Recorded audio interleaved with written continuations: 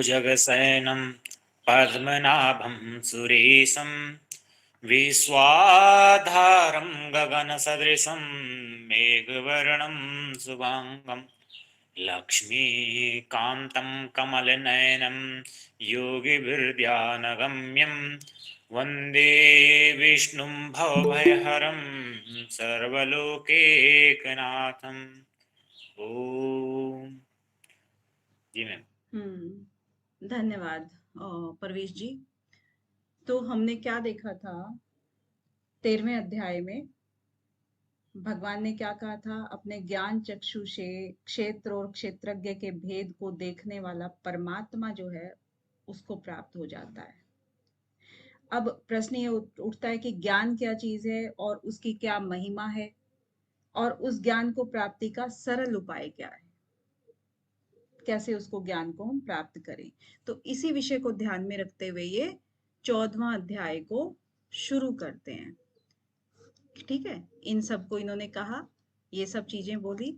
अब इन्होंने ये बता दिया कि इस श्लोक में ये बात कही गई है, इसमें ये कही गई है। ठीक है, और उसके बाद एक बात उन्होंने वहां पर कही थी कि सत्वरजतम 3 गुणों के संग करने से ही किसी भी योनि में जन्म होता है। अब गुणों की बात की है ना, तो गुणों से छूटने का उपाय भी क्या है वो भी बताएंगे, और फिर उस पुरुष का लक्षण और आचरण कैसा हो जाता है वो भी बताएंगे। ठीक है, अब गुणों को ही यहाँ पर एक्सप्लेन कर रहे हैं। तो इस 14वें अध्याय का नाम क्या हो गया? गुण त्रय विभाग योग। अब ये तो सब जानते हैं कि गुण त्रय मतलब 3 गुण होते हैं, सत्व रज और तम। तो उनका विभाग किया है, बड़ा बारीकी से विभाग किया है कि कौन से गुण के आचरण से किस तरह का साधक बन जाता है और उसकी क्या गति होती है, वो सब चीजें यहाँ पर बताएंगे। तो श्री भगवान वाच, क्योंकि स्पष्ट करते हैं और भी ज्यादा इस विषय को, इसीलिए। हाँ जी, पहला कौन पढ़ेगा? संगीता जी। अथ चतुर्दशोऽध्यायः श्रीभगवानुवाच परं भूया प्रवक्ष्यामि ज्ञानानां ज्ञानम् उत्तमं यज्ञात्वा मुनयः सर्वे परां सिद्धिमतो गता। बहुत सुंदर संगीता जी, बहुत ही सुंदर। क्या कह रहे हैं कि परम भूय प्रवक्ष्यामि ज्ञानानाम ज्ञानम उत्तमम। अब ये भगवान क्या कह रहे हैं कि ज्ञानों में भी अति उत्तम परम भूयम प्रवक्ष्यामि, और मैं क्या करूंगा, संपूर्ण ज्ञानों में जो उत्तम है यानी कि श्रेष्ठ ज्ञान है वो मैं तेरे को कहूंगा, प्रवक्ष्यामि। ठीक है, यत ज्ञात्वा मुनय सर्वे पराम सिद्धिम इत गता। जिसको जान करके, क्योंकि वो परम ज्ञान है, श्रेष्ठ ज्ञान है, और उसको जान करके जितने भी मुनि हैं, जितने मुनि लोग हैं, वो इस संसार से मुक्त हो जाते हैं या सिद्धि को, परम सिद्धि को, पराम सिद्धम परम सिद्धि को प्राप्त हो जाते हैं। ठीक है, तो यहाँ पर इन्होंने उस परम ज्ञान की बात कही है, श्रेष्ठ ज्ञान की बात कही है, जो कि वो भगवान श्री कृष्ण ने स्पेशली ये 14वां अध्याय उसी के लिए ही कहा है कि जो परमात्मा प्राप्ति का जो स्वरूप है, सिद्धि है, वो सर्वोत्कृष्ट बताई है इन्होंने, और उसी को प्राप्त करना है जिससे कि मनुष्य जन्म मरण से छूट जाएगा। ठीक है, तो यहाँ पर ज्ञाना नाम ज्ञानम उत्तमम, ये जो बात कही है ना, तो सत्वरजतम इनके ज्ञान से और लौकिक परलौकिक जो भी ज्ञान होता है उस सबसे उत्तम ज्ञान या कि आखिरी ज्ञान जो है ना, उसकी बात कही है यहाँ पर। नेक्स्ट। हाँ जी, कौन आ रहे हैं नेक्स्ट?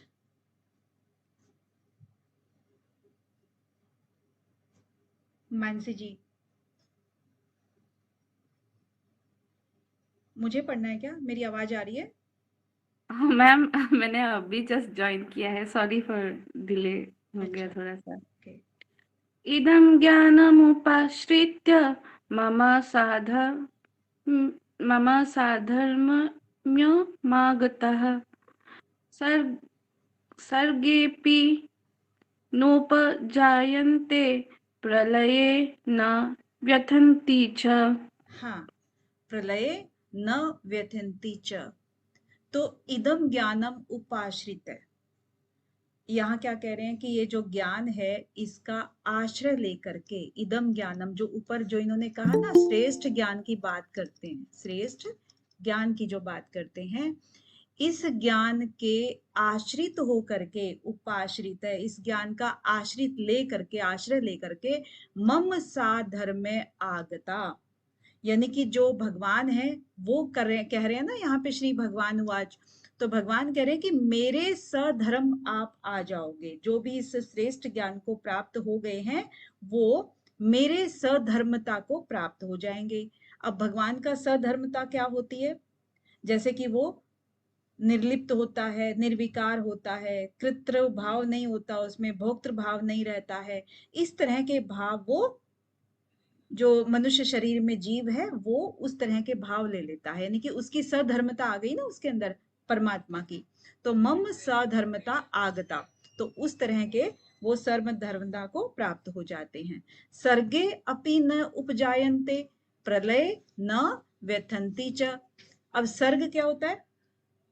सर्ग मीन्स जो उत्पत्ति होती है किसी भी सृष्टि की, जब उत्पत्ति होती है बार बार होती है ना, एक पूरा एक टाइम स्पैम होता है, उसके अंदर एक बार उत्पत्ति होगी फिर महाप्रलय होगी, एक बार उत्पत्ति होगी फिर महाप्रलय होगी। तो कहते हैं सर्ग में भी वो फिर पैदा नहीं होते हैं, उस महासर्ग में भी वो पैदा नहीं होते हैं, और प्रलय में वो उनको कोई भी व्यथित नहीं होते हैं। जब पैदा ही नहीं हुए तो व्यथित क्या होंगे? या फिर जो पैदा हो चुके हैं और जो तत्व ज्ञान वगैरह कर चुके हैं, यहाँ पर जो श्रेष्ठ ज्ञान कर चुके हैं, जब प्रलय का समय आता है तो वो व्यथित नहीं होते हैं, यानी कि उनको फिर कोई फर्क नहीं पड़ता है, उनको कोई नुकसान नहीं होता है, वो घबराते नहीं। महासर्ग में वो उत्पन्न नहीं होते हैं और प्रलय में वो व्यथित नहीं होते हैं। तो यही इनका कहने का तात्पर्य है यहाँ पर, ठीक है। श्रेष्ठ ज्ञान का आश्रय लेकर के उनको ये फल मिल जाता है। आगे देखिए, जो भगवान की सधर्मता को प्राप्त हो जाते हैं तो वे महासर्ग में पैदा नहीं होते, परंतु जो प्राणी महासर्ग में पैदा होते हैं उनके उत्पन्न होने की क्या प्रक्रिया है? क्योंकि अब देखिए दो चीजें होती है, महासर्ग में पैदा होना और प्रलय में विलीन हो जाना, ये चीजें होती है ना सबके साथ, मतलब एक बहुत सारे सालों के बाद ये होता है। तो जो महासर्ग में पैदा होते हैं ना, तो वो पैदा होने की क्या प्रक्रिया है, मतलब उसके कारण क्या होते हैं, क्यों होते हैं वो सब, तो यहाँ पर आगे अगले श्लोक में वो बताते हैं। हाँ जी रंजना जी।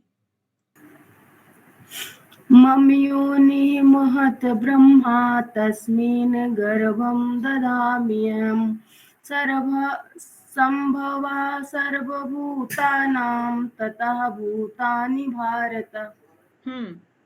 ततः भवति भारत। तो क्या कह रहे हैं कि मम योनि महत ब्रह्म तस्मिन् गर्भम दधामि अहम।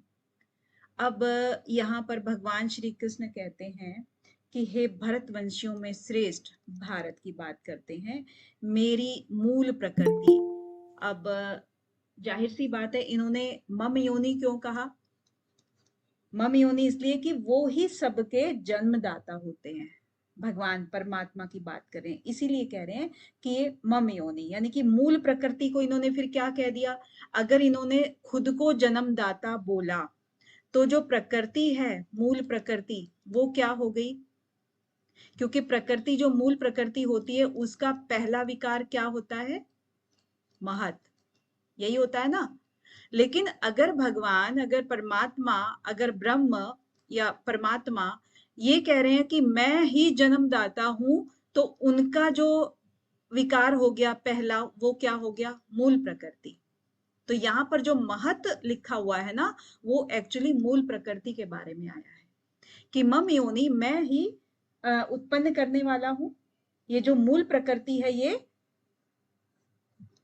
मेरी पैदा की हुई है, यानी कि ये उत्पत्ति स्थान है एक तरह से। और ब्रह्म तस्मिन् गर्भम दधामि अहम, और तस्मिन् मतलब उसमें जीवन गर्भ का स्थापन मैं करता हूं, उसके गर्भ को मतलब मैं उसके गर्भ में जीवन को डालता हूं। अब इन्होंने ऊपर क्वेश्चन क्या किया था कि उनके उत्पन्न होने की प्रक्रिया कब? सर्ग में। सर्ग में, क्योंकि एक बार अगर प्रलय आ गई तो सभी जीव तो विलीन हो गए ना, छोटे बड़े सब। पृथ्वी को कहते हैं कि वो जल मग्न हो जाती है या कुछ ऐसा हो जाता है। तो फिर जो सारे जीव थे जिन्होंने कर्म किए थे, कोई भी पाप कर्म पुण्य कर्म जैसे भी कर्म किए थे, तो वो सभी अपने अपने कर्मों के साथ में एक बार विलीन हो गए। फिर दोबारा जब सर्ग की उत्पत्ति होती है तब उसमें कह रहे हैं कि उत्पत्ति तो मैं करता हूं और महत यानी कि मूल प्रकृति के द्वारा मैं उसको गर्भ धारण यानी कि उनको मैं जीवन का एक रास्ता देता है। ठीक है। और संभव सर्वभूतानाम ततः भवति भारत। तो संभव भूतानाम मतलब कि जो उत्पत्ति है संपूर्ण प्राणियों की, उस उत्पत्ति में मैं ही ततः भवति भारत। तो ये कहते हैं कि ये ऐसे होता है, उन सभी भूतों का, सभी प्राणियों को मैं ऐसे ही उनके स्थापना करता हूं, किसमें? जीवन रूप गर्भ में। राइट। तो यहीं पर ये ऐसे कहना चाह रहे हैं कि सर्ग में मनुष्यों की या प्राणियों की उत्पत्ति महासर्ग में कैसे होती है। तो मम कहने का मतलब इनका यही है कि ये मेरी प्रकृति है और इस पर अधिकार भी मेरा ही है। मेरी इच्छा के बिना ये प्रकृति अपनी तरफ से कुछ नहीं कर सकती है। तो यहाँ पर ये अपना अधिकार जता रहे हैं प्रकृति पर। राइट। और आगे तस्मिन गर्भ दधाम्य है, मतलब कि गर्भ, गर्भ का मतलब वही है कर्म संस्कारों के साथ में जब मनुष्य का या किसी भी जीव का जो भी होता है ना, उसकी बात कर रहे हैं। कि गर्भ का मतलब लिटरली वो नहीं है जैसे कि गर्भ धारण उन्होंने कराया। गर्भ धारण का मतलब है कि अपने कर्माशयों को साथ लेकर के ही वो विलीन हुआ था और उन्हीं को लेकर के ही वो अलग अलग जीवों के द्वारा पैदा होगा, अलग अलग जीवों के रूप में पैदा होगा। इस तरह से वो यहाँ पर गर्भ धारण करवाते हैं। नेक्स्ट है, पूर्व श्लोक में समष्टि संसार की उत्पत्ति की बात बताई, तो अब आगे के श्लोक में व्यष्टि शरीरों की उत्पत्ति का वर्णन करते हैं। अब ये तो क्या था? सर्ग था। सर्ग मतलब पूरा संसार, है ना। अब यहाँ पर संसार के अंदर जितने प्राणी हैं उनके शरीर हैं वो किस तरह से आगे बढ़ते हैं ये बताएंगे परवेश जी। जी मैम। सर्वयोनिषु कौन्तेया मूर्तया संभवन्ति या तासां ब्रह्म महद्यो निरहं बीजप्रदः पिता। तो ये कह रहे हैं कि यहाँ पर कौन्तेय, कौन्तेय मतलब अर्जुन को कह रहे हैं कि सर्व योनिषु संपूर्ण योनियों में, ठीक है, कौन्तेय मूर्तय संभवन्ति या, ये जो जितने भी प्राणी हैं, प्राणियों के जितने शरीर हैं, मूर्तय, मूर्तय का मतलब है मूर्तियां जैसे होती है ना, शरीर, आकार, प्रकार, जितने भी शरीर हैं वो सबके सब क्या हैं? पैदा होते हैं सर्व योनिषु, सभी योनियों में पैदा होते हैं, प्राणियों की योनियों में पैदा होते हैं। तासाम ब्रह्म महत योनि, और तासाम मतलब उन सब की, जो ये यहाँ पर पैदा हुए उन सब की ब्रह्म महत, यानी कि जो इनका महत है, महत मतलब प्रकृति, प्रकृति तो उसका क्या हो गया? माता हो गई। और अहम बीज प्रदः पिता, मैं उसमें बीज स्थापन करने वाला पिता हो गया। तो उन सब की मूल प्रकृति कौन है? माता है, महत ब्रह्म योनि, और अहम बीज प्रदः पिता। प्रकृति तो उन सबको गर्भ धारण करने वाली माता और बीज का स्थापन करने वाला पिता कौन? मैं। ये साथ ही इन्होंने कहा है कि सर्व योनिषु कौन्ते। अब कल भी जो हम बात कर रहे थे कि सभी योनियों में कौन कौन सी योनियां आती हैं मनुष्य की, कल बात कर रहे थे। एक तो जरायुज बोल रहे थे, वो आती है। हाँ, जरायुज कैसे प्राणी होते हैं? जो जेर के साथ में पैदा होते हैं, जो उनका एक आवरण होता है गर्भ के अंदर, जो कि एक पानी का या किसी चीज का होता है, लिक्विड का, तो वो फट जाता है, तो जेर बोलते हैं उसको। और दूसरा क्या होता है? अंडज, जो अंडे के साथ में उत्पन्न होते हैं, जैसे पक्षी हैं, सांप हैं, इस तरह वाले। और थर्ड नंबर पे आपका बीज हाँ, स्वेदज, स्वेदज बोल दीजिए, चाहे उसके बाद बोल देंगे। स्वेदज मतलब जो पसीने से उत्पन्न होते हैं, वो वाले। उनके एग्जाम्पल जैसे कल बताए थे, जूं होता है, लीक होता है, जुएं, हाँ, या फिर सुरसी वगैरह भी शायद वही होती हैं। और फिर आता है उद्बीज। उद्बीज जो कि फाड़ करके, जमीन फाड़ करके पैदा होते हैं। प्लांट्स में। हाँ, बीज, बीज से जो उत्पन्न होते हैं। तो बहुत सारे इसमें प्लांट्स अपने आते हैं, वो वाले। पौधे मैम है ना। हाँ, पौधे, पौधे, बिल्कुल। तो यहाँ मूर्ति शब्द का क्या मतलब हुआ फिर यहाँ पर? ये तो सर्व योनिषु हो गया। मूर्ति शब्द का मतलब शरीर। जितने भी तरह की मूर्त, अमूर्त, व्यक्त, अव्यक्त, सब के सब जितने भी हैं वो ले लेने चाहिए यहाँ पर। क्योंकि हम जब देखते हैं ना, इसमें समुद्र में देखते हैं तो काउंट नहीं कर सकते हो आप, इतनी तरह के प्राणी हैं। और इतने भी हैं, हमने तो एक्सप्लोर ही बहुत कम किए हैं, क्योंकि इतने ज्यादा गहराई में कोई जा नहीं सकता ना। तो वहां पर फिर कई बार आपने देखे होंगे तो इतने विचित्र प्रकार के प्राणी होते हैं, बहुत तरह के। तो वो गिनने में भी नहीं आते वो वाले। तो उन सब का क्या है, सर्वयोनिषु, वहां सबके अंदर वो चीजें आ जाती है। परमात्मा और उनकी शक्ति, प्रकृति के संयोग से उत्पन्न होने वाले जीव प्रकृति जन्य गुणों से कैसे बनते हैं। अब यहां से एक्चुअल चीज स्टार्ट होती है। पहले तो इन्होंने क्या कहा कि जो इन्होंने बोला कि एक श्रेष्ठ ज्ञान मैं देता हूं, उसके बाद इन्होंने कहा कि जो सर्ग और प्रलय में जो भी प्राणी जाते हैं और फिर वापस आते हैं, या आते हैं और फिर वापस जाते हैं, तो वो कैसे होते हैं, किस तरह से वो आते हैं, किस तरह से जाते हैं। फिर वो प्राणी आ करके, अब शरीर के बाद आ करके फिर वो प्रकृति जन्य गुणों से कैसे बंधते हैं, इसका विवेचन यहाँ पर करेंगे 5वें में। मैम मैं ट्राई करूं? हाँ जी, विक्ट्री जी। हेलो, मैं ट्राई करती हूँ। सत्य सत्वं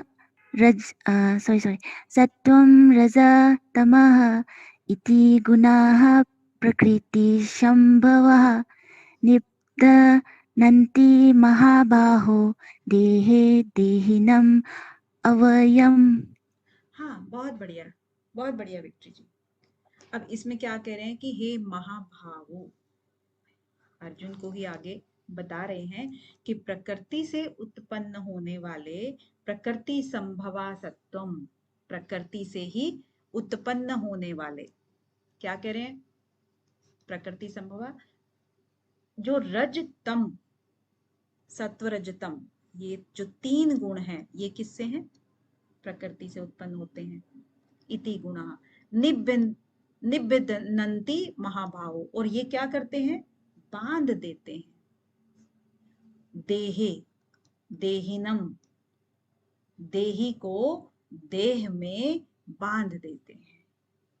अव्ययम, अविनाशी, अविनाशी किसके लिए बोला है यहाँ पर, कि अविनाशी जो देही है, ये वाला देहिनम अव्ययम, ये जो देही है, जो अविनाशी है, इसको देह के अंदर ये तीनों गुण जो हैं, सत्व रजतम, ये तीनों बांध देते हैं।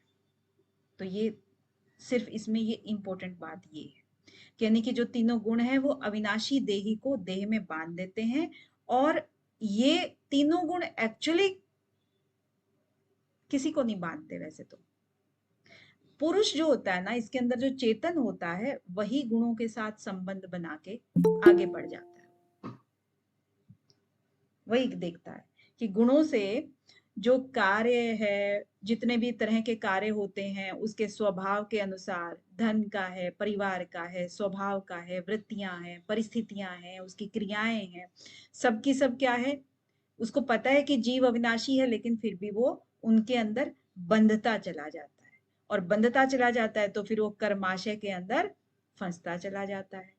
तो यही चीज ये यहाँ पर कह रहे हैं कि प्रकृति से पैदा होने के कारण जो सत्वरजतम है, ये तीनों गुण जो है प्रकृति के विभाग में ही आते हैं। लेकिन प्रकृति के कार्य, शरीर से अपना संबंध जो है ना, मैं या मेरा या मैं इसका स्वामी हूं, ऐसा कुछ जो कहता है, तो वो शरीर उसको मानने से कहता है। वैसे अपने से ये गुण नहीं बांधते हैं, केवल और केवल चेतनात्मा उसको अपना समझने लगती है, उसके पीछे भागने लगती है। तो क्या कह रहे हैं कि पूर्व श्लोक में भगवान ने सत्व रजतम इन तीनों गुणों के द्वारा देही के बांधे जाने की बात कही, और उन तीनों गुणों में से सत्व गुण का स्वरूप, उसके बांधने का प्रकार आगे के श्लोक में कहते हैं। अब यहां से ना, अभी तो तीनों गुण की बात थी, यहां पर तीनों गुण से बंधना। अब यहां से हम स्टार्ट करते हैं एक एक गुण का एक्सप्लेनेशन। सत्व गुण, हाँ जी संगीता जी। तत्र सत्त्वं निर्मलतत्त्वात् प्रकाशकमनामयम् सुखसङ्गेन बध्नाति ज्ञानसङ्गेन चानघ। बहुत सुंदर। अब क्या कह रहे हैं कि तत्र सत्वम निर्मलत्वात् प्रकाशकम अनायम सुख संगेन बध्नाति ज्ञान संगेन च अनघ। तो यहाँ पर अनघ, अनघ का मतलब क्या होता है? यहाँ पर भी अर्जुन को ही संबोधित कर रहे हैं, जो पाप रहित है उसको अनघ बोलते हैं।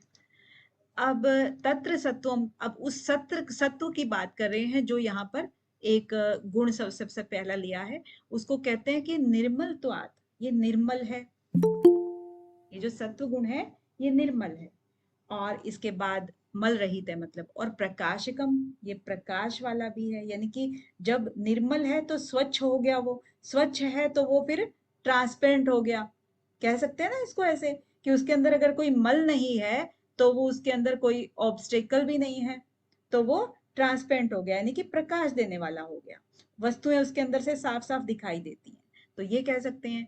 फिर अनामयम, अनामयम क्या होता है? अनामयम, अनामयम होता है निर्विकार है, इसका कोई विकार नहीं है। और इसमें भी अगर हम देखें सत्व गुण के जो गुण होते हैं, सत्व गुण भी दो तरह का है। एक तो सत्व गुण जो होता है जिसका उद्देश्य केवल और केवल परमात्मा प्राप्ति होता है,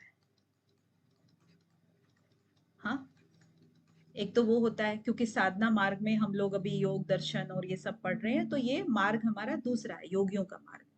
और दूसरा एक सत्व गुण होता है जो कि राजस गुण लिए हुए होता है, एक, क्योंकि उसमें सांसारिक भोग सारे शामिल हैं, संग्रह करने की उसमें एक प्रवृत्ति होती है चीजों को बहुत, लेकिन वो मन उसका शुद्ध होता है वैसे, लेकिन वो राजा की तरह से होता है ना, कि बहुत लोग ऐसे होते हैं सात्विक, उनमें गुण तो है लेकिन सुख भोग का उद्देश्य भी उन पे हावी रहता है, तो इससे मनुष्य क्या होता है? बंध जाता है, लेकिन इससे मनुष्य फ्री हो जाता है ना। और यहाँ पर जो हम एक बात कहते हैं अनामय वाली, यहाँ एक अनामय है, यानी कि निर्विकार अगर इसको हम कहेंगे, तो ये इसका एक्चुअली एक गुण है, सत्व गुण का विलक्षणता एक गुण है। नहीं तो निर्विकार क्या है? निर्विकार तो परमात्मा होता है, तो ये तो निर्विकार पूरी तरह से तो नहीं हुआ ना। वैसे इसका सिर्फ एक लक्षण बताया है कि सत्व गुण जो है ना उसमें और कोई विकार नहीं है, इसीलिए यहाँ पर निर्विकार का नाम दे दिया है, अनामय नाम दे दिया है, जो कि परमात्मा से मिलता है। लेकिन ये थोड़ा तो इसमें होता है, ऐसा नहीं है कि बिल्कुल ही आपका निर्विकार हो गया। निर्विकार को सिर्फ एक लक्षण बताया है, एक उसने उपाधि टाइप दिया है इसको। और सुख संगेन बद्धनाति, अब सुख का संग करने के कारण ये बंध जाता है। सत्व गुण जो होता है इसका बता रहे हैं कि क्यों, क्योंकि सुख का संग कैसे करते हैं। अब देखिए, जिसमें सत्व गुण हावी रहता है या सत्व गुणी जो भी व्यक्ति होता है, साधक होता है, तो वो हमेशा ये सोचता है कि शांति बनी रहे, किसी से उसका कोई झगड़ा ना हो, किसी से कोई ऐसी बात ना हो कि जिसमें चित्त की वृत्तियां उसकी वापस से बढ़ जाएं। तो जब वो चीज हमेशा बनाए रखने के लिए वो क्या करेगा? हमेशा उसी की अपेक्षा करेगा कि मेरे को सुख और शांति कभी भंग नहीं होनी चाहिए। तो फिर इनडायरेक्टली उसको हम क्या कहेंगे कि उसका उसके अंदर थोड़ा सा आसक्ति हो गई है, कि उसको हमेशा ही वो शांति चाहिए, हमेशा ही वो चाहिए। तो थोड़ा सा इसीलिए उसको निर्विकार नहीं बोला है, कि हल्का सा उसमें ऐसा एक विकार टाइप का कह सकते हैं आ गया है, कि उसमें हमेशा वो वही चीज मांग रहा है, यानी कि उसके प्रति राग हो गया, उसका आसक्ति हो गई है। तो इसी कारण से ये सुख का संग करने की इच्छा के द्वारा ये बद्धनाति, अपने आप को बांध देता है। ज्ञान संगेन च अनग, और उस ज्ञान के संग करने से, है ना। तो ज्ञान संगेन मतलब वही ज्ञान हो गया ना इसको कि मेरे को सुख के साथ ही रहना है। तो यहाँ पर सत्व गुण को क्या है, अनामय, निर्विकार, और ये सत्व गुण की विलक्षणता बताई है सब में। क्योंकि गुणातीत जो है वो उसके बहुत नजदीक है, इसीलिए इसको अनामय बोल दिया है। अदरवाइज ये सत्व गुण का हो गया। अब आगे क्या कह रहे हैं कि रजोगुण का स्वरूप और उसके बांधने का प्रकार क्या है, इसको आगे के श्लोक में बताते हैं। हाँ जी मानसी जी। जी मैम। रजोरागात्मकं विद्धि तृष्णा समुद्भवम् तन्निबध्नान्ति कौन्तेय कर्म संगेन देहिनम्। कर्म संगेन देहिनम। तो क्या कह रहे हैं कि रज रागात्मकम विद्धि तृष्णा संगमम उद्धव, यानी कि अब यहाँ पर कौन्तेय नाम ले रहे हैं इनका। तो कौन्तेय मतलब कुंती नंदन, आप सबको पता है। और तृष्णा संगमम उद्भवम, यानी कि तृष्णा और आसक्ति पैदा करने वाला। तृष्णा मतलब आपकी जो भी किसी भी चीज को पाने की जो इच्छा होती है, तीव्र इच्छा होती है, उसको कहते हैं कि तृष्णा संगमम उद्भवम, जिसको कि वो पाने की जो भी इच्छा है आपका, वो वाली आपकी तृष्णा आसक्ति पैदा करने वाली जो भी है, वो आपकी उद्भव होती है, वो उत्पन्न होती है। किससे? रज के द्वारा। रजगुण रजोगुण। तो रजोगुण को तुम क्या समझोगे? रागात्मक समझो, रागात्मक विधि। रजोगुण को तुम रागात्मक समझो, जो कि आपको तृष्णा और आसक्ति को उद्भव करने वाला है, पैदा करने वाला है। तत् निबध्नाति कौन्तेय कर्म संगेन देहिनम। तो ये आपको कर्मों की आसक्ति से देही को बांधता है। देहिनम, देही कौन? देही किसको बोला है? अर्जुन को बोला है क्या?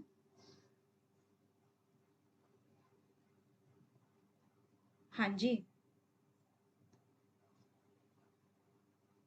आत्मा को बोला है।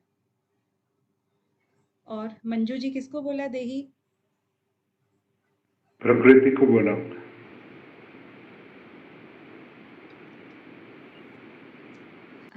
नहीं सर, रेखा जी ने सही बोला।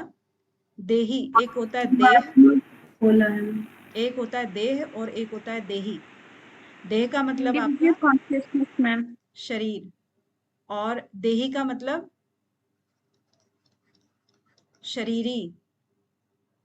ठीक है, अगर शरीर लिखा है तो यहाँ शरीरी, देही। तो यहाँ पर क्या लिखा है? देहिनम, कर्म संगेन देहिनम। कर्म के संग जो होते हैं उसके, जिसमें उसको राग हो गया था रजोगुण के कारण, वो देही को बांध देते हैं। हालांकि देखो, क्योंकि आत्मा किसी से बंधता नहीं है वैसे, लेकिन इसने क्या कहा पहले कि आत्मा को इसलिए बांध देते हैं कि कर्मों का संग कर दिया। अब आत्मा तो इसी उलझन में रह गई, परिवार जो अपना जन्म मरण के चक्कर में बंध गई ना, वो तो मोक्ष तो प्राप्त नहीं हुआ उसको, तो इसीलिए आत्मा बंध गई। वैसे आत्मा निर्विकार है, सब कुछ है, लेकिन आत्मा को फिर भी अपने कर्मों के हिसाब से जन्म मरण करना पड़ेगा। तो वो बंध गई किससे? रजोगुण के रागात्मक वृत्तियों से बंध गई। ठीक है, आगे बढ़े। अब यहां पर जो देखा था, जो हम क्रिया कह रहे थे, योग सूत्र में हमने क्रिया का बात की थी। तो योग सूत्र में रजोगुण जो है वो क्रिया को बोला गया था, यही ऐसा ही था ना। और यहां पर राग को बोलते हैं कि जो क्रिया, तो देखो कर्म योग अगर सिखा रहे हैं भगवत गीता में, कर्मयोग सिखा रहे हैं ना, तो क्रिया को तो इन्होंने नहीं बोला फिर रजोगुण, इसका मतलब यही हुआ। तो योग सूत्र में उन्होंने बोला कि क्रिया जो होती है वो रजोगुण के अंतर्गत आएगी, और इसमें भगवत गीता में इन्होंने इसको ना बोल करके, क्रिया को ना बोल करके किसको बोला है? राग को बोला है कि क्रिया तो करो लेकिन उसके अंदर राग नहीं होना चाहिए आपका, उसके अंदर आसक्ति नहीं होनी चाहिए आपकी। तो यहाँ पर ये डिफरेंस है और ये चैप्टर बहुत इंपॉर्टेंट है, आपको बड़ा ध्यान से करना है। आगे तमोगुण का स्वरूप और उसको बांधने का प्रकार क्या है, इसको अब यहाँ पर बताएंगे। कौन बताएगा? और जिसने नहीं पढ़ा है, रेनू जी।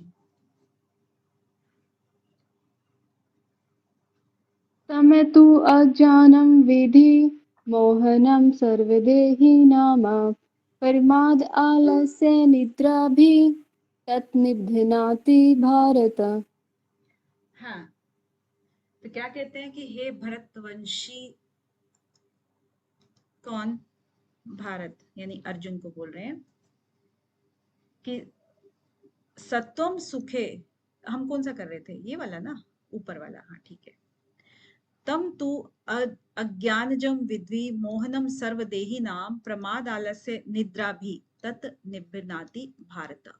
तो हे भारत यानी कि अर्जुन, संपूर्ण देहधारियों को मोहित करने वाले, तम तु अज्ञानम विद्वी मोहन सर्वदेही नाम, सभी देहधारियों को मोहित करने वाले तमोगुण, तमहा को तू अज्ञानता, अज्ञान से उत्पन्न हुआ जान, अज्ञान जम विद्वी, अज्ञान से उत्पन्न हुआ। जहां भी ज लग जाता है ना पीछे, अज्ञान जैसे हो गया, अज्ञान जम यानी कि अज्ञान से उत्पन्न। तो तम किससे हो गया? अज्ञान से उत्पन्न हो गया तम। तो उसको जान, विद्वी, जो हम हर बार ये इस शब्द को पढ़ रहे हैं विद्वी, तो इसका मतलब है जानना। तो किसको जान? जो मोह से उत्पन्न हुआ है, जो मोह पूर्वक उत्पन्न हुआ है, उसको तू अज्ञान से उत्पन्न हुआ जान। ठीक है। प्रमाद आलस्य निद्रा भी तत्, अब इसके अंदर इन्होंने 3 कैटेगरीज बता दी हैं। क्या क्या? एक तो प्रमाद, एक आलस्य और एक नींद, निद्रा। अब नींद भी कई प्रकार की होती है, आपको पता है, लेकिन ऐसी नींद जो कि आपको उठने ना दे। ऐसा नहीं है कि आप स्वप्न में या सुषुप्ति में चले गए हो, वो आपको शरीर इतना भारी हो जाता है कि आपको उठने नहीं देती है, वैसी निद्रा की बात कर रहे हैं। तो निब्बदती यानी कि वो आपको बांध देती है। किसी भी जीव को देह के साथ अपना संबंध जो है ना, जो भी अपना समझता है, क्योंकि देह को कंट्रोल ही नहीं कर रहा है इसका मतलब वो उसके साथ में बांध देता है। तो इन चीजों से उसको गुजरना पड़ता है। ठीक है। तो बांधने से पहले तीनों गुण क्या करते हैं? आप देखो, ये जब ये इन्होंने सत्व रज तम तीनों गुणों को कह दिया कि तीनों गुण बांध देते हैं, अब बांधने से पहले ये क्या करते हैं बताएंगे कौन?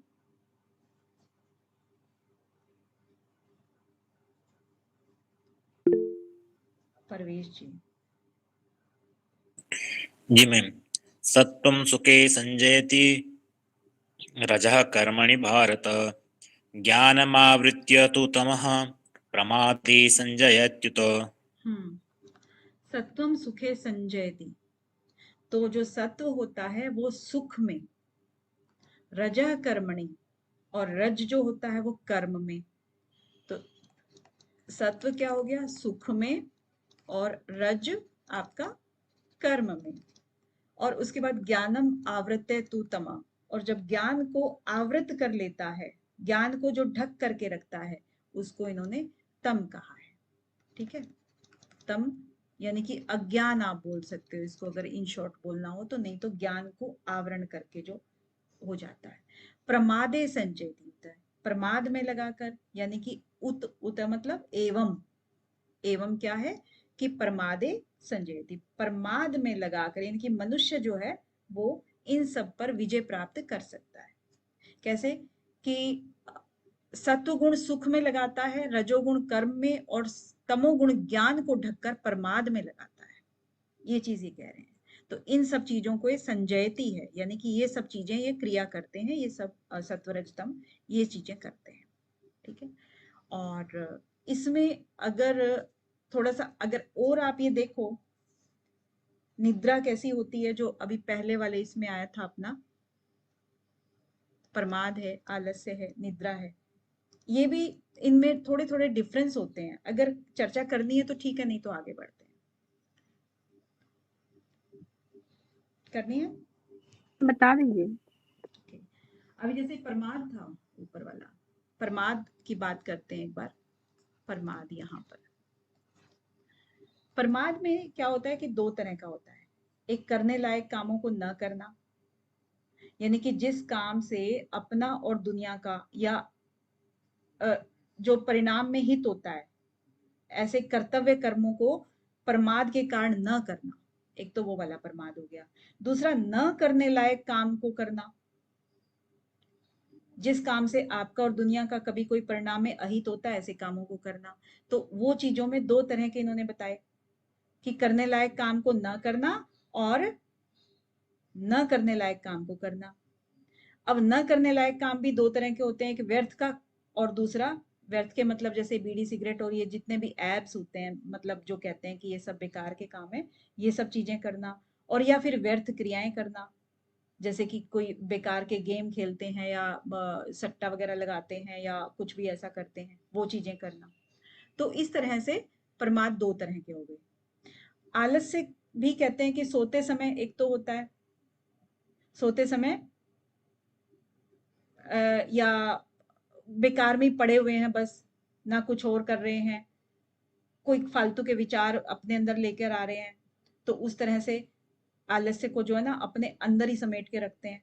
और दूसरा, जो नींद से पहले शरीर भारी हो जाता है और उसके बाद ये भी सोचते हैं कि टाइम खराब हो रहा है, लेकिन उसके बाद भी वो उठते नहीं है, तो आलस्य इसमें दोषी नहीं है। दोषी आपका मनुष्य का जो शरीर सोचने समझने की शक्ति है कि मुझे ये अभी जगह छोड़ देनी चाहिए, तो वो दोषी होता है। तो आलस्य भी हो गया आपका। अब निद्रा में भी कहते हैं दो तरह की है। जो निद्रा शरीर के स्वास्थ्य के लिए ली जाती है तो वो क्या है, शरीर में हल्कापन लेके आती है और वृत्तियों को कम करती है। जो भारी भारी वृत्तियां होती हैं उनको कम करती है, क्योंकि वो शरीर में हल्कापन लेकर के आएगी। और जो दूसरे प्रकार की निद्रा है, दूसरे प्रकार की निद्रा जो कि भारीपन लेकर के आती है, बेहोशी ज्यादा उसमें होती है, नींद मतलब उठने का भी मन नहीं करता है, उसमें पूरी बड़ी अजीब सी होती है, तो उसको हम त्याग सकते हैं और हल्का करने वाली निद्रा को हम ले सकते हैं। तो ऐसे करके थोड़े थोड़े इसमें विभाग किए हुए थे प्रमाद, आलस्य और निद्रा में। चलिए आगे हम देखते हैं एक एक गुण मनुष्य पर कैसे विजय करता है, इसको आगे के श्लोक में बताते हैं। और कोई?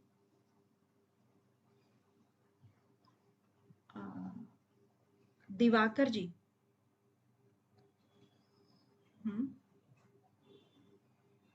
चलिए परवेश जी आप बता दीजिए। जी मैम।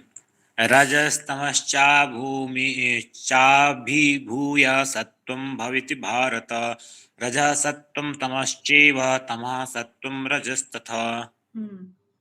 तमः सत्वम रजस्तथा।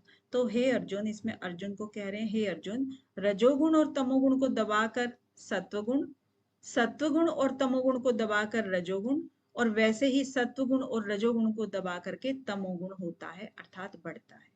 अब इसमें गुणों की प्रवृत्ति बताइए मेनली, कि गुण की प्रवृत्ति क्या होती है कि रज तम अगर है, रज और तम को दबा करके सत्वगुण बढ़ता है। सत्वगुण हमें बढ़ाना है, तो फिर सत्वगुण बढ़ाएंगे तो जाहिर सी बात है जो हमारे रजोगुण वाली प्रवृत्तियां हैं, क्रियाएं हैं, उसको हमें कम करना है।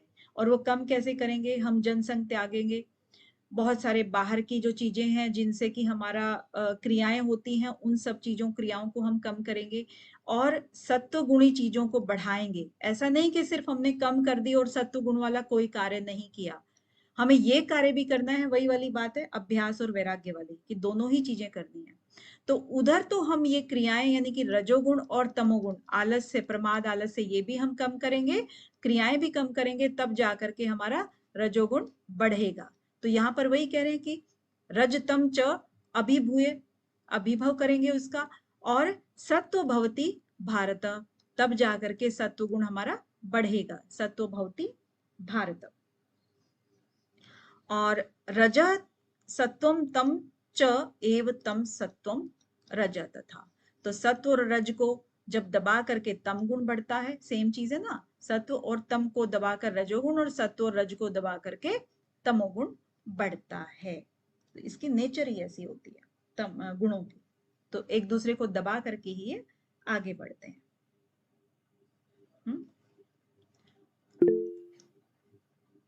जूही जी। Yes ma'am. सर्वद्वारेषु देहे अस्मिन् प्रकाश उपाश्रयते ज्ञानं यदा तदा विद्यात् विवर्धनं सत्वम् इति उत। विवर्धनम सत्वम इति उत। तो क्या कह रहे हैं कि सर्वद्वारेषु देहे अस्मिन् प्रकाश उपजायते। सभी द्वारों यानी कि इंद्रियां और अंतःकरण जितने भी होते हैं, सभी द्वारों से, यानी कि जब इस मनुष्य शरीर में सब द्वारों से या सब द्वारों में प्रकाश और विवेक प्रकट हो जाता है, प्रकाश और विवेक प्रकट हो जाता है, तब ज्ञानम यदा यदा विद्यात्। तो ज्ञानम यानी कि विवेक जो प्रकट हो जाता है, तब विवाद विवृद्धम सत्वम इति उत। तो इसी को हम क्या कहते हैं, सत्व गुण हमारा बढ़ गया है। ठीक है, जब सभी द्वारों से, देह के सभी द्वारों से, देहिन्मस्मि ये जो है, तो क्या है कि जो जिस समय रजगुण और तम गुण की वृत्तियों को दबा करके सत्व गुण जब बढ़ता है, तब सारी इंद्रियों और अंतःकरण में क्या हो जाता है, निर्मलता आ जाती है, स्वच्छता आ जाती है। यानी कि जैसे पूरा अभी पीछे पढ़ा था ना कि वो निर्मलता क्या होती है, जिसमें कि कोई मल नहीं है, और मल नहीं है तो वो ट्रांसपेरेंट टाइप हो जाता है, पारदर्शी हो जाता है। तो सूर्य के प्रकाश की तरह से चीजें साफ साफ दिखाई देने लगती हैं, उस तरह का हो जाता है। तो वो उससे क्या हो जाता है, विवेक शक्ति उत्पन्न हो जाती है चेतनता में। और उससे फिर हम जब ये ज्ञान जब हमें आ जाता है, तब हमें समझना चाहिए कि हमारा सत्व गुण बढ़ गया है, किसी के लिए कोई मलिनता हमारे चित्त में नहीं रही है। तो प्रकाश और ज्ञान, इन दोनों में भी क्या होता है, वैसे हम आमतौर पे प्रकाश का मतलब क्या लेते हैं, ज्ञान से लेते हैं ना, ऐसे लेते हैं। तो प्रकाश का अर्थ क्या होता है वैसे, इंद्रियों और अंतःकरण में जागृति, यानी कि रजोगुण से होने वाले जो भी हमारे मनोराज्य का या तमोगुण से होने वाले निद्रा, आलस्य और प्रमाद का न हो करके क्या हो जाना, मन का स्वच्छ हो जाना, वो ज्ञान है, वो क्या है, प्रकाश है। और ज्ञान का अर्थ क्या हुआ, जो विवेक में जो सत्य और असत को पहचानने की जो शक्ति होती है, कर्तव्य और अकर्तव्य को जो हमें करने की शक्ति होती है, नित्य और अनित्य को, या फिर हमें कौन सी चीज ग्रहण करनी है और कौन सी हमें त्याग करनी है, जब हमें उस चीज का ज्ञान हो जाता है तो उसको हम ज्ञान कहते हैं। तो दोनों में डिफरेंस है, लेकिन आमतौर पर हम सत्व को हम प्रकाश या फिर ज्ञान को भी कह देते हैं कि प्रकाश ज्ञान। हमने योग सूत्र में यही पढ़ा है ना। अब बढ़े हुए रजोगुण के क्या लक्षण होते हैं, इसको आगे के श्लोक में बता रहे हैं प्रवेश जी। जी मैम। लोभ प्रवृत्तिरारंभ कर्मणां समः स्पृह अरजश्चेतानि जायन्ते विवृद्धे भरतर्षभ। तो भरतवंशियों में श्रेष्ठ अर्जुन को ये कह रहे हैं कि रजोगुण बढ़ने पर लोभ, प्रवृत्ति और कर्मों का आरंभ और अशमा यानी कि अशांति हो जाती है, और स्पृहा, ये सारी जो परिस्थितियां हैं ये सब पैदा हो जाती हैं। लोभ, प्रवृत्ति आरंभ हो जाते हैं, और कर्मों का आरंभ है ना, आरंभ कर्मणाम, और अशमा मतलब अशांति की शुरुआत हो जाती है, और स्पृहा मतलब आपकी अटैचमेंट आ जाती है चीजों के साथ में। रजसी एतानी जायन्ते विवृद्धे भरतर्षभ, यानी कि जब ये सब चीजें होने लगे तो आपको समझ लेना चाहिए कि आपका रजोगुण जो है वो बढ़ रहा है। तो यहाँ पर आपका लोभ प्रवृत्ति आरंभ कर्मणाम अशम स्पृहा रजसी, यानी कि राज रजोगुण के ये सब गुण हैं, और ये रजोगुण को बढ़े हुए मानो इसको। ठीक है, ये हो गया आपका। चलिए, तो यहाँ तक करें, आगे तमोगुण का एक बार और कर लेते हैं, फिर इसको कल करते हैं बाकी का। राइट, ओके, हाँ जी। जी मैम। अप्रकाशो प्रवृत्तिश्च प्रमादो मोह एव च तामस्येतानि जायन्ते विवृद्धि कुरु नंदन। तो अप्रकाश, अब यहाँ पर आया है मेन, अप्रकाश अप्रवृत्ति च प्रमाद मोह एव च तमसी एतानि जायन्ते विवृद्धि कुरु नंदन। तो यहाँ पर आपके तीनों ही इसमें ऐसे ही है ना, कि यहाँ पर सत्व का था, यहाँ पर रज का है, और यहाँ पर तम का है। तो अप्रकाश इसमें होता है तमोगुण में, यानी कि सत्व गुण की जब प्रकाश यानी स्वच्छता को दबा करके जब तम का अंधेरा बढ़ता है उसमें, तो वो अप्रकाश हो गया। और प्रवृत्ति को दबा करके फिर वो चीज बढ़ती है, यानी कि काम करने के लिए जो चीज थी, हमारी क्रिया थी, वो जब दब जाती है तो वो अप्रवृत्ति हो गई। और इसी तरह से प्रमाद की बात करेंगे, कि जो अभी पीछे की थी कि न करने लायक काम में लग जाना और करने लायक काम को न करना, तो वो सब चीजें प्रमाद में आती हैं। और मोह, मोह क्या है कि जब तमोगुण के बढ़ने पर मोह की वृत्ति आ जाती है, यानी कि भीतर से जो अपना विवेक विरोधी जो भी चीजें होती हैं वो आने लगती हैं, और क्रिया के करने और न करने में विवेक काम नहीं करता, फिर तो मूढ़ता एक उसमें छाई रहती है। तो ये सारी चीजें जब होती हैं, तमसी एतानी जायन्ते, तो वो तम बढ़ता है, ये समझना चाहिए, गुरुनंदन को वो कह रहे हैं। ठीक है, तो हमारे आज 13 श्लोक कंप्लीट हो गए हैं। भवन्तु सुखिनः। हाँ, सर्वे भवन्तु सुखिनः, सर्वे सन्तु निरामयाः, सर्वे भद्राणि पश्यन्तु, मा कश्चित् दुःखभाग् भवेत्। ॐ शान्ति शान्ति शान्तिः। Thank you so much. Thank